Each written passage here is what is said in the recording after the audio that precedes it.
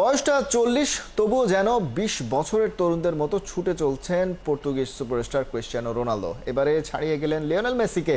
বিশ্বকাপ বাছাইয়ে মোট 38 গোল করে লিওকে পেছনে ফেললেন রন।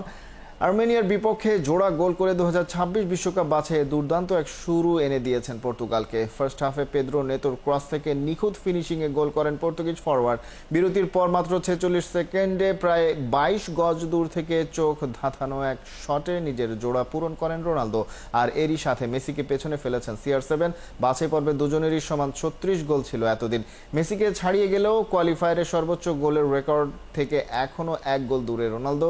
গুয়াতেমালার হয়ে খেলার রুইজ বিশ্বকাপ বাছাই পর্বে 39 গোল করে রয়েছেন শীর্ষে। এছাড়াও পর্তুগালের হয়ে জোড়া গোল করেছেন জোয়াও ফেলিক্স। রোনালদো ফেলিক্সের কম্বিনেশনেই আর্মেনিয়াকে 5-0 গোলে উড়িয়ে দিয়েছে পর্তুগাল।